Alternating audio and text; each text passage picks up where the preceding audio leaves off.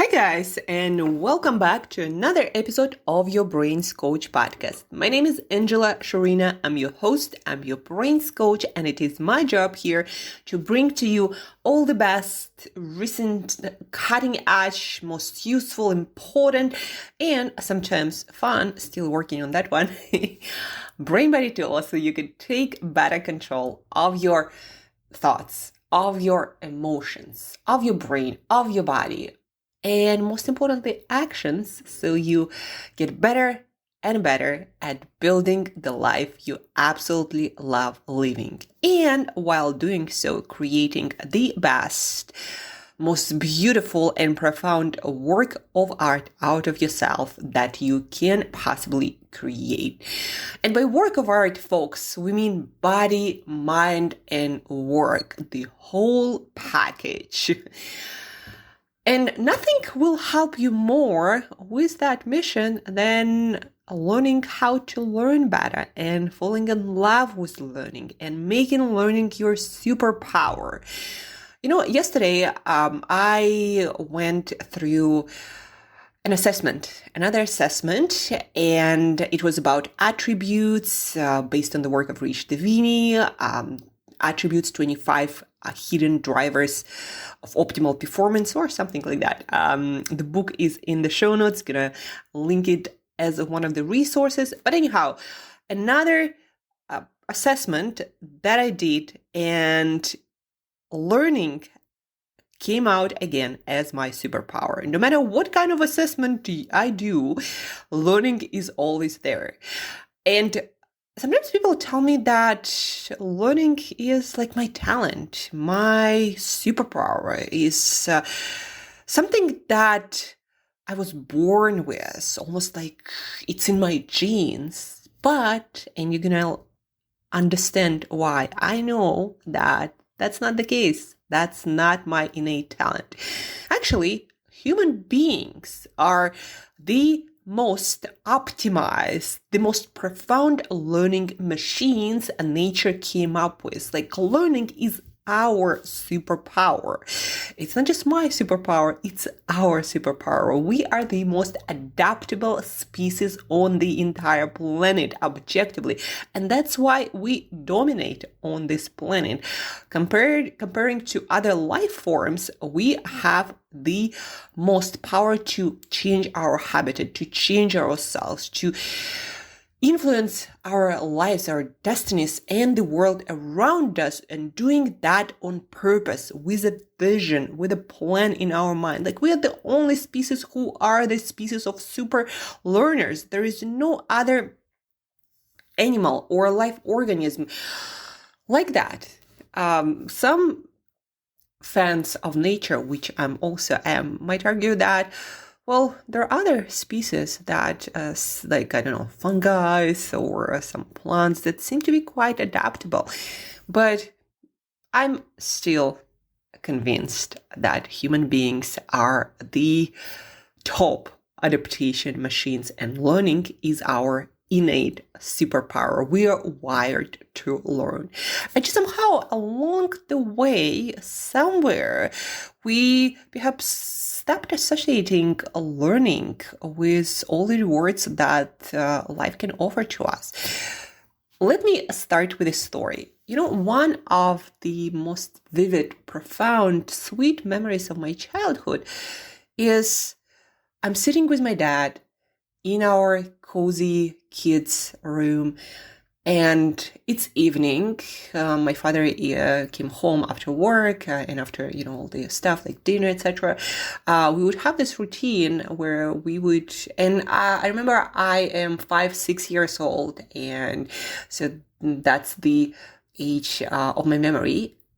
And we're sitting together and we are reading and writing and learning English together. And then we have this old tape recorder, and we're singing alphabet from time to time and other songs that help us to learn a language better. Sometimes we dance. So it's a lot of fun. And I'm getting all this attention from my dad. And not only that, after that, I would get attention from my mom, and later on at school and nursery school and anywhere. I would get all this praise for being great at learning, being this knowledge sponge at school, and then later in universities and teachers, my peers. I would get almost limitless budget for my books, and I would get a lot of yeses from my parents to go in different, sign up for different courses, language, music, art, whatever it is I wanted to explore almost. And I would exercise my independency. I would travel to all these different locations. So learning got associated with so much reward and so much pleasure almost in my life that I naturally would spend more and more time doing that. What we are rewarded for, especially socially, among our peers and our superiors and all of the people, what we are rewarded for, we tend to fall in love with, and we spend more time doing that. And if it's something like a skill, you're probably going to get pretty good, if not damn great at it. And that would happen with me and learning. I would spend enormous amount of time learning. I would spend enormous of time trying to get better and dedicating my time to all these resources. I would get enormous amount of praise and reward. And that wired, again, that urge to learn more. I even have a joke with myself, and I tell it to other people all the time. Don't feed me, give me something to learn. When I don't learn even something during my day, I feel like my brain is starving, as something essential is missing in my life. And so I get pretty good, if not great at it. I learn really fast. I enjoy learning, and I do more and more of it. And especially in today's and people now would often tell me that it's like my talent, my superpower, my innate ability. But now you and me, we know that it's not actually the case. That I was conditioned from such an early age to associate learning with so much reward that I just spent a ton of time doing that. And still, I'm doing a lot of it. And still, I'm getting rewarded. It pays my bills. It's why I get to do all kinds of work that I couldn't dream of doing. It's why I'm chosen for all the different engagements and speaking and projects. And it's why I just get ahead in life and able to adapt and change direction and reinvent myself. Learning still brings so much value into my life, and I reflect on that all the time. And my creativity sparkles, and I get to create all these different solutions and get better at so many different things in life and interact with such amazing people. So the whole point of why I'm telling you this story is, number one, learning is a superpower, and it is your birthright as a human being to exercise it and to get better at whatever it is you want to get better at, so you could create the life you absolutely love living by creating the kind of person who gets to live this life. That's number one. And number two, I want to feel inspired. I want to do something. I want you to feel capable. I can do a lot of things. I want you to feel driven. I will do a lot of things and will make reality what I dream of. I want you to understand what kind of power you have in your hands, and that learning will allow you to create anything you want in life. Now, if you dedicate a lot of time to something, you might not become an Olympian always, but you're gonna get good and great and somewhere like better than 80% of people. And if you combine several skills like that, you're gonna be freaking awesome, and it's gonna have an amazing and just unbelievable impact on your life. So realize that learning is your superpower. Realize thing number two is that what in successful people sometimes feels like a stroke of talent is actually a stroke of the right incentives, the right amount of effort done consistently over time. And people do spend more time developing their skills.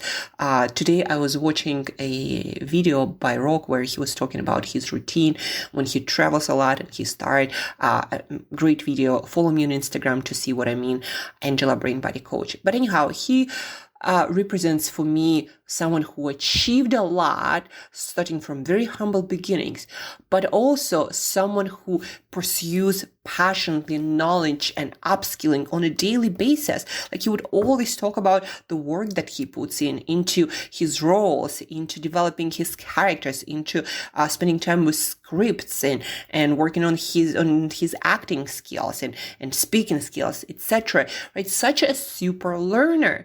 And that's why he is where he is. And some people would say, well, he's talented. I would argue that is not the case. He was at the beginning just as talented as you and me, and decided to pursue with a lot of intensity and dedication a few skills that made him who he is. So that's The Rock. And if you're not living under The Rock, you probably know who I'm talking about. Back to learning as your superpower. Whoever it is you feel you are destined to be, you want to be, you have all the resources you need to start going into that direction. And when you dedicate enough time, intensity over time to learning skills and creating the type of person who gets to live your dream life, you're going to become that and more. You're going to inspire yourself, and your mind will be blown with what you can achieve. But now let's get to practicality. A lot of my coachees and friends and people I interact with ask me this question: Angela, how do I learn better?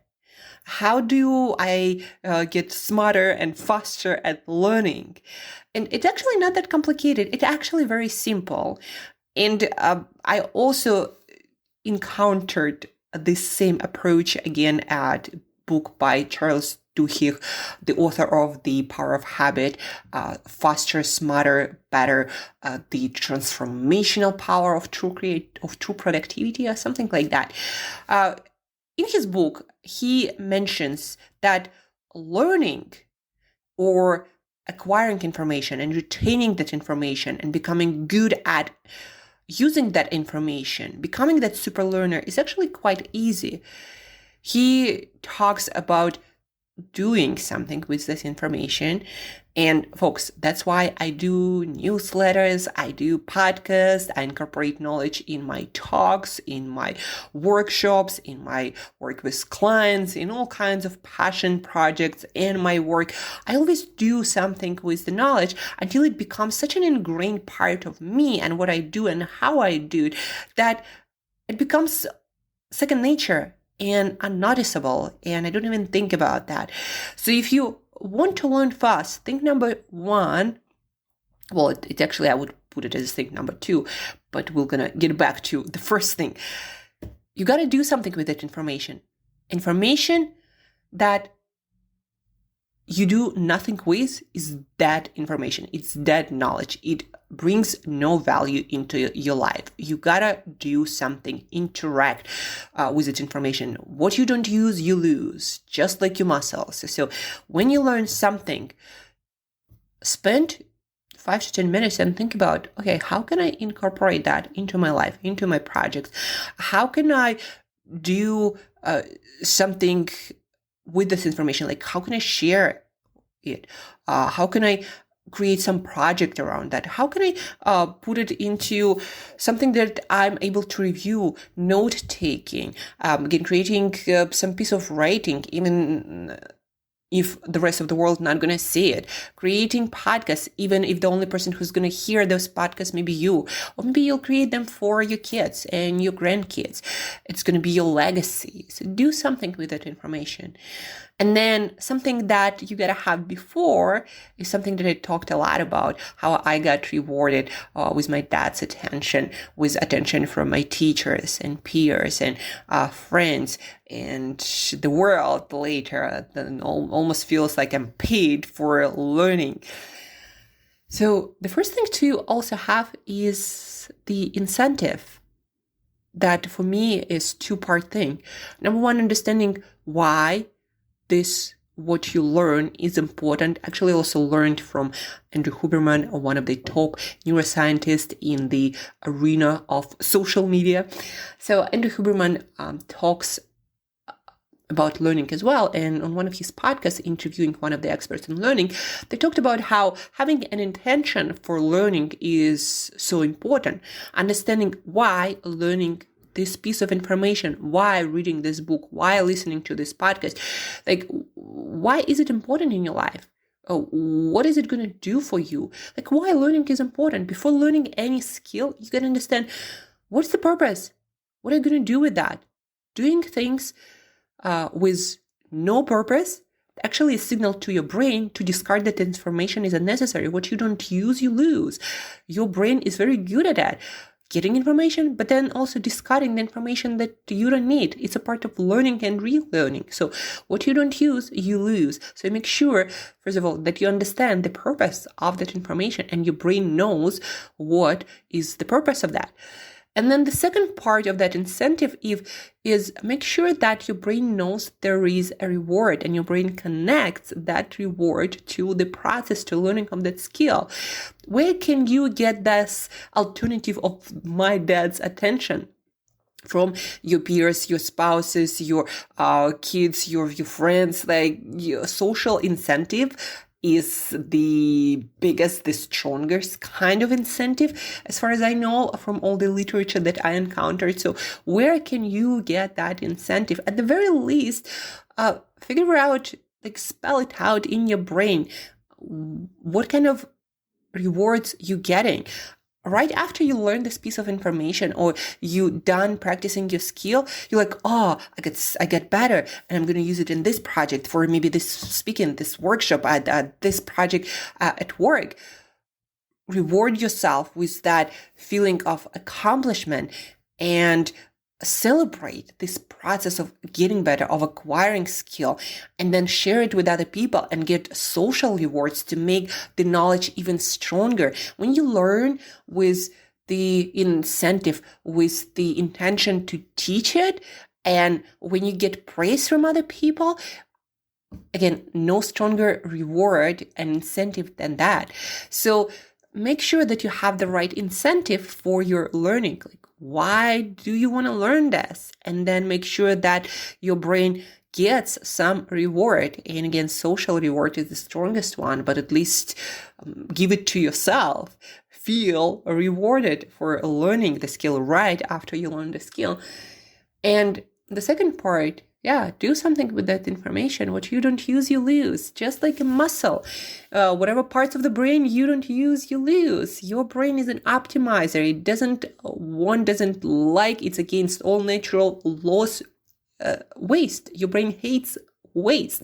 And so what you don't use, you lose, because what you don't use, it requires maintenance and energy, and sometimes building blocks that you get from your food, resources, right? So what you don't use, you lose. It's a part of evolution that's happening inside of you all of the time. So make sure that you use that skill set, that knowledge that you acquire as soon as possible after you acquire it, before you lose it. And when you get this feeling of getting better, of learning, of rewiring, reimagining, changing yourself, when you get a kick out of it, learning will become your superpower, as it is your birthright as well as a human being. And there's going to be no limit to what you can achieve. Using the words one of my favorite astronauts who stepped on the real moon, Buzz Aldrin, the sky is not the limit. There are footprints on the moon. So guys, make learning your superpower and get to work on the most important work of art you have in your life. Your body, your mind, your work. Hope, folks, this was useful. inspirational, and you start using the information in your daily learning practices. If you have any questions, feel free to reach out, Angela@brainbreakthroughcoach.com. Also, please do share this podcast with at least one super learner who might be struggling with their learning process. If you need help with learning, please do get in touch. I have other tricks and tools that will supercharge your brain for learning. Share and have an awesome learning experience today. Every day is an opportunity to learn. Talk to you soon, guys. And yes, we are getting back to that feedback that I promised you on Friday. Talk to you soon. Have an awesome learning day and keep getting better.